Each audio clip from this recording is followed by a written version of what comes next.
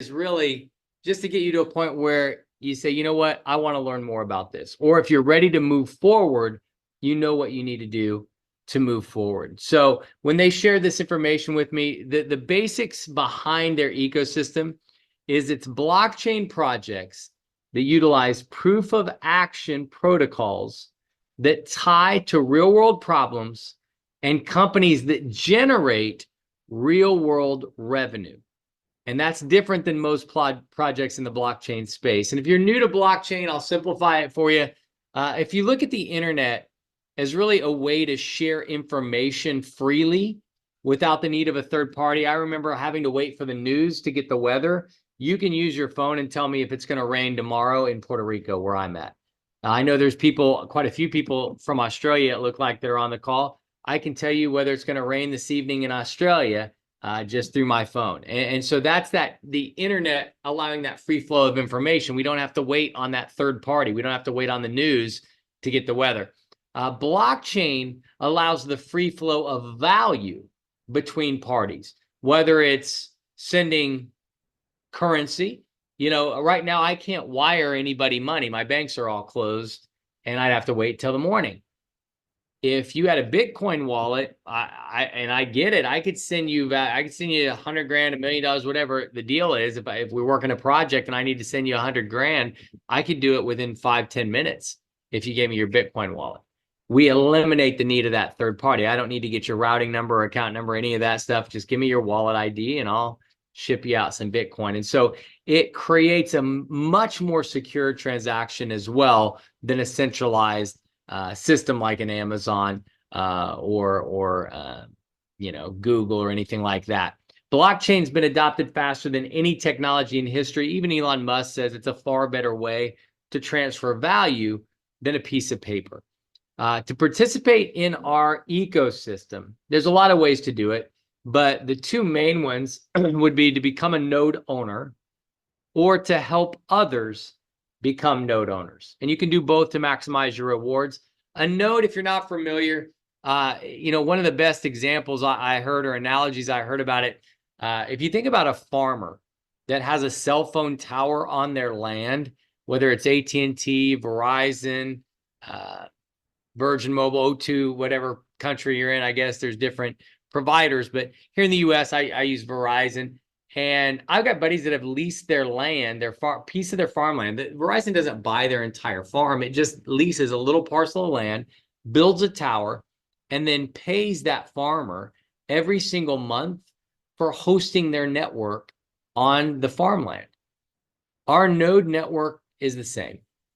Instead of having to build a big tower, you just buy this software. You can load it on your laptop, load it on a hard drive if you got hard drives. You can load it in the cloud.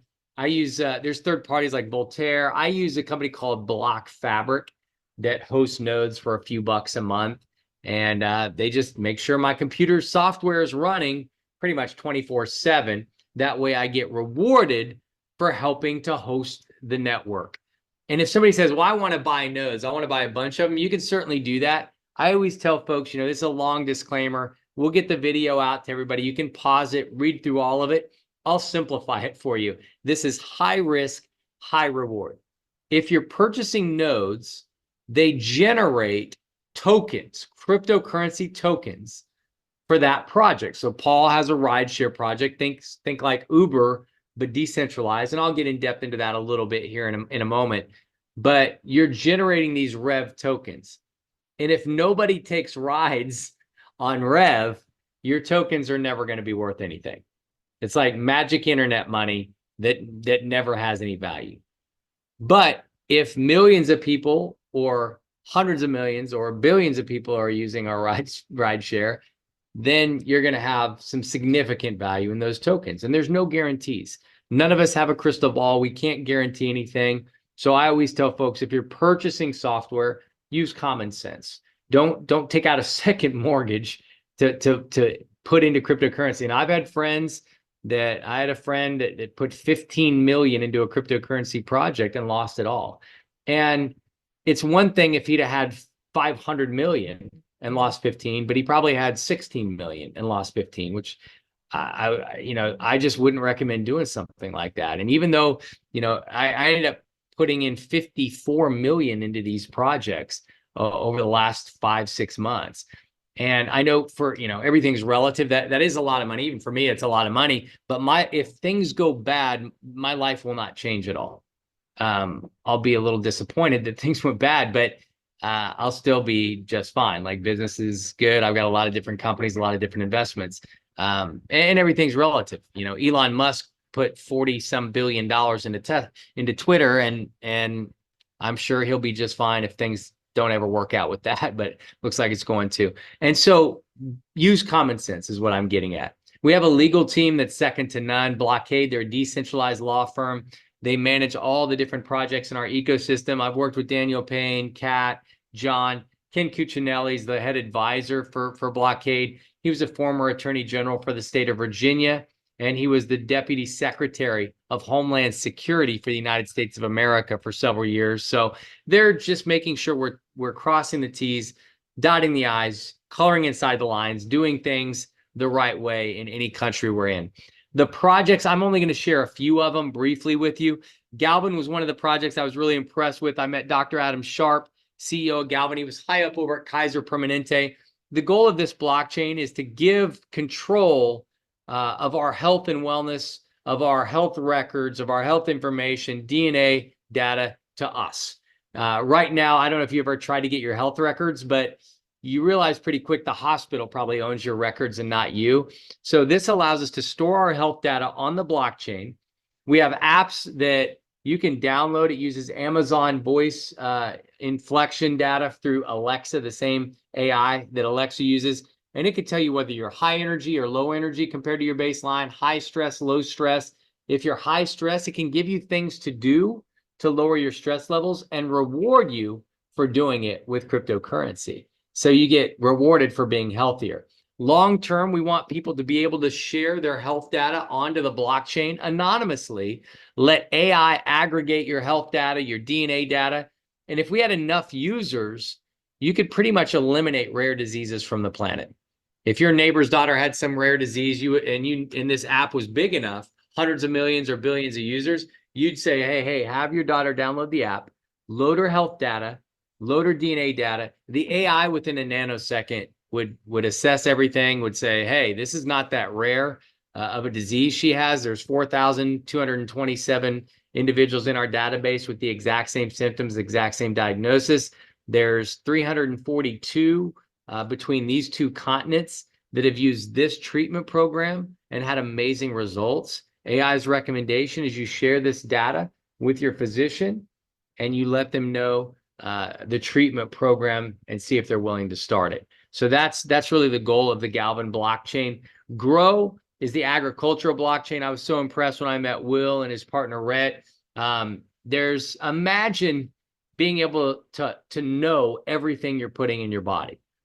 And maybe that sounds simple, but there's really about 10 companies around the world that control everything we eat. And there's a few conglomerates that are included in these companies, Mondelez, which was Kraft, Kellogg's, General Mills, Unilever, you've got Monsanto, Cargill. And I would argue a lot of times it's more chemicals they're putting in our foods than actual nutrition.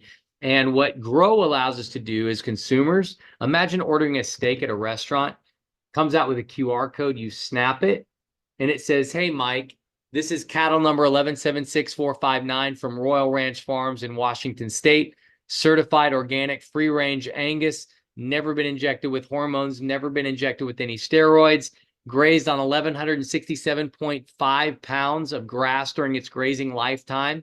We processed it right here on the farm 27 hours ago, shipped it refrigerated, never been frozen. It's now on your plate for you to enjoy. You eat it. It's one of the best steaks you've ever had. You can use your app and order direct from Royal Ranch Farms.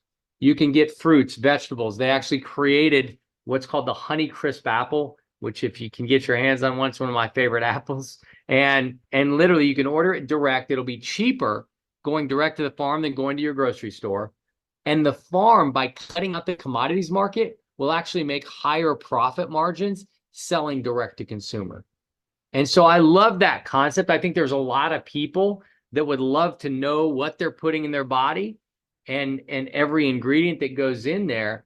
And I know there's a lot of farmers that would like to control the market instead of having to go with the ebbs and flows of the commodities market. Element is our ethical mining blockchain. Scott Loma, who's a friend of mine, was on Discover Channel show Jungle Gold, and he realized, while they brought a bunch of opportunity, there was also some problems that they brought with them from, unethical mining practices. After they left those mines and they were being worked on, they got nervous. Were there, 10-year-old kids, 11-year-old kids being forced to dig for gold, dig for lithium, dig for cobalt? After the mine was depleted, were they just leaving dead land behind? And so we have a blockchain certificate to ensure that there were no children mining, to ensure that after the mine was depleted, that they came behind it with mangrove trees, with farmable soil and backfilled so that land was still usable. And we've partnered with companies like Tiffany's. The 7th most expensive Tiffany's diamond in history is about a mile away from where I live here in Puerto Rico. One of our buddies, and he's a community member on the blockchain space, Tiffany sent them that diamond so they could put it on this Element blockchain, because they've tracked through blockchain already who found that diamond, how old they were when they found it, how long they worked for the company, what happened after that mine was depleted, and how they backfilled and planted mangrove trees. And so they can ensure, if it's got our blockchain certificate, it was mined ethically. Switch is one of the reasons I'm here. I was in that meeting in Vegas. I got to meet Kathy Roberts. I knew who she was. I own a credit card processing company that's fairly large. We do about $4 to $5 billion a year in transactions. And I just knew her. She didn't know me. But if you're in that credit card space, she was one of the original founders of Discover Card. And so I had a buddy there with me, and I was just like, hey, whatever she's doing, we better pay real close attention, because she was the president of Discover Bank. She was one of the original founders of Discover Card. She knows way more about banking than probably most people on the planet. And if she's involved in these projects, it's probably something we should be involved in. And they actually were able to get me on the beta for this Switch rewards card, the Switch wallet, the Switch exchange. It's live now, but when I got on the beta, it was just amazing. It was the best cryptocurrency wallet I've ever seen. I was able to use a credit card, purchase crypto. You can do up to 10 grand, no KYC, up to 75 grand with KYC.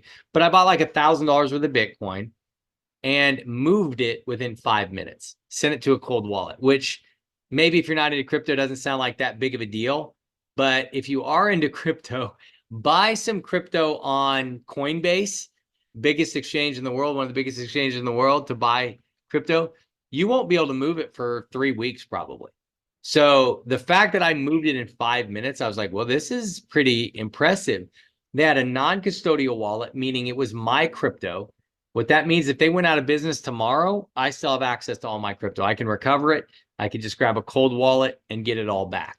Versus a custodial wallet, which, if you sent money to Sam Bankman-Fried and FTX, that's what's called a custodial wallet, meaning it's not your crypto anymore. Once you sent it to Sam Bankman-Fried, that idiot controlled your crypto. And when he did dumb stuff with it, he lost all of it, And so I love the fact that they had a non-custodial wallet. Now, they did have a custodial wallet, which I always tell people, only move what you're wanting to use into that custodial wallet. Why I loved it is it was the best off-ramp for cryptocurrency I'd ever seen. If you put Ethereum in the custodial wallet or Bitcoin in the custodial wallet, it would be available on your Switch Visa card immediately. So you could go to a restaurant, buy a $100 meal, swipe your Visa card. If you said you wanted to use Bitcoin, it would sell $100 worth of Bitcoin, convert it to USD, and pay off your debit card right then and there. And again, that's probably the biggest problem in the cryptocurrency space is utility. It's not that easy to use. Well, with Switch, you could use Bitcoin, you could use Ethereum, USDT, and you could use it at a restaurant. My mom doesn't know how to send blockchain, Bitcoin to a wallet. No way. But she can use a credit card, no problem. Heck, there's probably 5-year-old kids that can use credit cards, no problem, unfortunately for some of their parents. And so it allowed the best off ramp, the best on ramp. I have nodes in the Grow project as an example. There's a Grow farm 7 minutes from where I live here in Puerto Rico. I can go to that farm, buy steak, bacon, eggs, fruits, vegetables, check out and use my Grow tokens from my nodes that generated them because I help them run their network. Now I can use a credit card, I can use cash, but what a real world use case to be able to. I know Gala Games was cool and all. You could buy a cow on your game and use it to on your farm to create more milk or whatever. As cool as that might be, I think it's way more cool to actually buy a steak and feed my family with cryptocurrency than to have some farm game cow that doesn't really feed anybody. The Rev Rideshare, Paul, obviously kind of opened up our meeting this evening, CEO and founder of Revo Rideshare. This is decentralizing Uber, decentralizing Lyft. And, when we started in the delivery business, the restaurant delivery business, and we built a big business, we did millions of deliveries. Our goal was never to disrupt Uber Eats or DoorDash. Our goal was to sell out to them, which we did. We ended up selling to delivery.com when we merged with them. It was a really good deal, actually. But at the end of the day, I don't think I was delusional enough to think I was going to attack, at that time, a $60 billion company in Uber or a $40 billion company in DoorDash. And that's pretty typical. You don't attack multi-billion-dollar companies head on. However, with the blockchain efficiencies, I don't know if you can not only attack them, I think you've got an advantage against a lot of these big conglomerates. We've already launched. That's the other thing that's great about our ecosystem. So many crypto projects over the years, and I've been involved, won some, lost some, but it's always like a zero-sum game. It's some idea that somebody had, some ICO, which we don't have an ICO. It's all node-based, proof of work, similar to Bitcoin. Ask someone what Bitcoin's ICO was. There wasn't one. They didn't have one. All these crappy projects, this big idea that never comes to fruition. And unfortunately, a lot of them, they never planned on bringing it to fruition. They just wanted to sell the idea, pump up the price of a coin. Maybe you made a bunch of money on a coin, did great. The problem is, what about the person that bought it from you at the high? It's always a zero-sum game there. There's always a winner, there's always a loser, but it doesn't have to be that way. We're already doing rides right now. If you're in Miami, if you're in Palm Beach, Florida, if you're in Jupiter, Florida, if you're in New Orleans, Louisiana, you can take a ride on Rev. And if you take a ride, what's cool is the average rider is paying about 15 to 20% less for the exact same ride through Uber or Lyft. The average driver is making about 30 to 40% more for the exact same ride on Uber and Lyft. So if you could give someone a ride, if you're a driver and you can make $10 or $14, wouldn't you choose 14 for the exact same work, the exact same ride? That's the Web 2 money. That's just the cash you're getting in your pocket, in your ACH, in your Visa card. What about the Web 3 money, the cryptocurrency tokens? See, it's proof of action based on real world revenue generation. So imagine booking a ride, it's $50, but it says, hey, use the Rev token, it's 45. And even if you've never dealt in crypto ever in your life, don't even have a crypto wallet, no big deal. Because of Switch, you can buy that token with your credit card. One click, buy it with your credit card, check out. Now instead of $50 for the ride, you pay 45. When you get in the car, because that's a revenue generating activity, you get tokens. You get rewarded for that. When I pick you up, if I'm your driver, I get tokens for accepting the ride and picking you up. When I drop you off, if you tip me, you get tokens. We want to incentivize tipping good drivers. If I get a tip, I must have been a good driver. I get more rewards and tokens as well. If you give me a rating, you get tokens. If you give me a 5-star rating, I get more tokens. And vice versa. If I give you a big rating, you get tokens, I get tokens for doing the rating. Now, once you are getting those tokens, maybe your next ride, you're at the restaurant, you need a ride home. What if you could just use your tokens to pay for the ride? It's almost like airline miles, or I use Amex points to pay for anything I order on Amazon. I haven't paid money in years for something on Amazon because I just attached my Amex, and we, you know, some of our businesses use Amex. We use them personally. So it's like we have millions of points. And so every time we check out from Amazon, it's $0.00. It just uses the points. And so we're trying to incentivize and basically pay people to use our rideshare. Pay people double, like you're paying them real money, and then you're paying them magic internet money. But if a lot of people start using our rideshare, imagine giving someone a ride and making $14, but then getting, let's say you got $1 or $10 worth of tokens. Not that big of a deal. But then 6 months later, there's millions of riders, and all of a sudden that $10 is worth 200. So you did that ride, made 14 bucks, but if you held on to your tokens and then sold them 6 months later, now could 6 months later those tokens be worth zero? Absolutely. That's the risk. There's no guarantees here. But if we can build a successful rideshare business and there's real world revenue generation, those tokens should have some pretty good real world value. The last project I'll share is called Rally. It's our video conferencing software. It should be set to launch May 1st. That'll be the last, pretty much, the end of April will be the last Zoom meeting or Google Meet or Microsoft Teams meeting I ever do. And when you think about it, no one's really that loyal to these providers. Imagine if you could use a video conferencing software and get paid to do it. I would never do another Zoom for the rest of my life. I would never let somebody send me a link to a Google Meet or a Microsoft. I'd be like, no. Let me send you my link, because I get paid to use my link.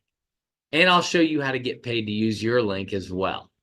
And I would just build the ecosystem. I wouldn't be surprised if within the first few weeks of launch, if we don't have 1 million people using our meeting software. It's going to be game changing, because we're incentivizing people to use a service that they're already using now, but they're not getting anything for it.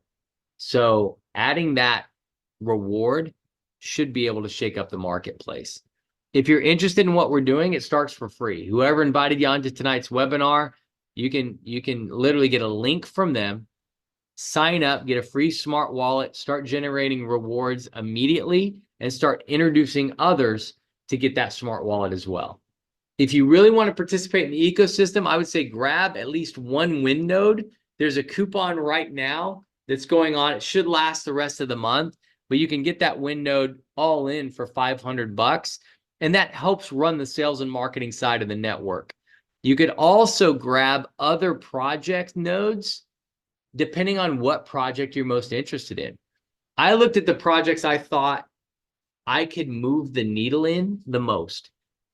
I knew I could build a successful rideshare business. I knew I could build a successful software business in the video conferencing space. So I went pretty heavy in those projects. I love the idea of being healthier. I love the idea of knowing what I was putting in my body through Grow. I love the idea of the best crypto wallet and exchange I'd ever seen with Switch. So I did purchase a lot of the different nodes, but I looked at the ones I think that I could move the most, and that's where I kind of went heaviest. What are you most interested in? Which projects get you the most excited? And those are the projects you'd probably want to focus on. Our node network generates a total payout of 70% through the network, and blockchain technology timing is perfect. I know in 2021, the World Economic Forum said that blockchain is set to disrupt over $867 trillion in traditional markets. I heard recently, this was 2021, I just heard over the last few weeks, they put the number now at like 1.3 quadrillion, which is you don't use that word very often. Maybe I was on the playground in like second grade the last time I probably used the word quadrillion, but here it's legitimate. Like, it will be the largest shift of wealth and the largest opportunity, maybe not only of our lifetimes, but it'll definitely be the biggest in the history of the planet, but maybe for the history of the planet. I don't know if there'll be another disrupting technology that will disrupt 1.3 quadrillion or 867 trillion. To get started, it's pretty simple. Sign up for a free account, go through your compliance training, figure out what projects are your favorite, purchase some nodes in those projects, or sell 5 win nodes and they'll give you 1 free one, and you can start creating a massive community. I'm going to wrap up with compensation real quick. I want you to know how you can go out and take advantage of this project. It pays out a couple different ways. USDT, which is pretty much US dollars right away, that pays daily. And so you can make money to pay your bills, put food on the table, gas in the car, keep a roof over your head. Certainly you can do that right away. But there's also those token rewards that if we pull this off, and that's the big question, can we do it? And if we can, and you get a bunch of those token rewards, it could be life-changing for you if we end up pulling it off. Comp plan is pretty simple. It starts with win. I would tell people grab a win node. A lot of people will get 5 of them. There's an algorithm that gives you points to basically be one of the top community builders and members. And it shares all the revenue every day. Pretty much 10% of the total revenue every single day is shared with the top community builders, top 50,000, top 5,000, top 500, and top 50. So if you get a win node, it's annual renewal, but the win node so far in its history, no one's ever had to take money out of their pocket to renew. It generates enough rewards that it pays for its own renewal. Now, that's not guaranteed either, but it's been doing it for several years, and I imagine it'll keep doing it, but that's the beauty of it. I guess if it didn't, I might not want to renew anyways. But the other projects, the nodes are lifetime. You get them one time, you got them forever. They're getting ready to NFT all of them. You can sell it through our internal marketplace now, but pretty soon they'll be NFT'd. All of our tokens, all of our blockchains, I mean, you could bridge them over to ERC20, move them on PancakeSwap, Uniswap, SushiSwap, MetaMask. You know, if you're not into crypto, that's all weird words, but people that are into crypto understand what that stuff is. And the node prices increase for every 100 nodes sold. They pretty much go up $100. So we got 2 new projects with Rev and Rally that are selling at $2,500 each. That's what they started at. That's the lowest price they'll ever be at, pretty much. There's already been several hundred of those nodes sold in pre-launch in the first couple days that they were available. So we're holding the price through the 5th of the month. Now, after that, it'll go up, depending on how many are sold, it'll go up accordingly. So this would be the cheapest those nodes will ever be. As far as comp plan, there's 3 different levels. We're looking to add a couple more for folks because we have a lot of leaders that are coming in, building some pretty big organizations, and we want to incentivize them to help their teams grow. This does already. There's Droid. That's coming in, getting a Win Smart node. Blockbot, which is basically selling 5 Win Smart nodes.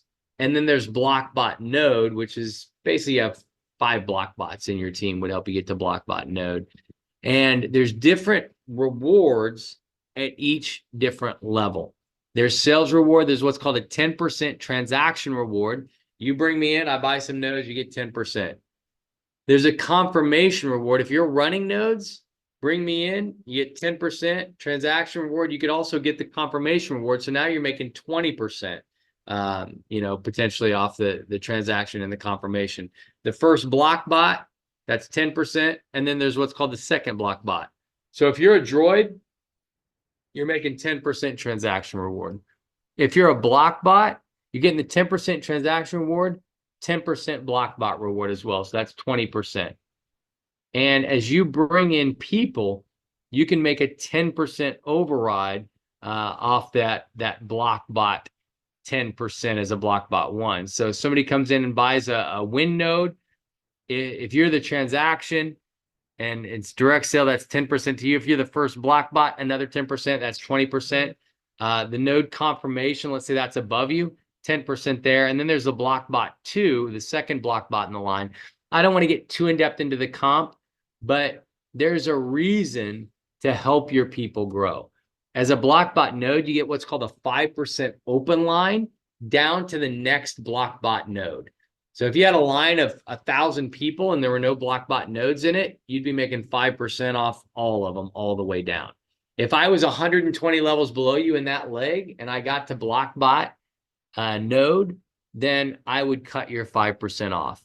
You would still make a 3% override below, though. So you'd still get that override. And then if someone under me, let's say Paul, got to Blockbot node, he would cut off that 3% from you, but you would still make 2% all the way down to the next Blockbot. That's what we call a generational override. This would be a second generation override in that example. And then if finally somebody under Paul got to Blockbot, eventually it would cut you off just on this part of the comp plan. As far as the blockchain side with the rewards, it's pretty much points based and it runs infinitely down. There's node operator rewards. Basically, for running your nodes, 10% of the daily revenue is shared to people that are running nodes. And then we've got the win score ranking distribution, meaning how much are you helping the community grow? How many people are you bringing into the community? How many nodes are those people moving? If you're in the top 50,000, they split 2.5% of the daily revenue with you. Top 5,000, 2.5%. Top 500, 2.5%. And if you're in the top 50, which is getting tougher and tougher to get into the top 50, you get 2.5% of the daily revenue. 70% total payout on the blockchain. Everything runs through the node network. There's no owners here. That's the other thing that's so different, and I love it. There's no ego. It's community owned, community run.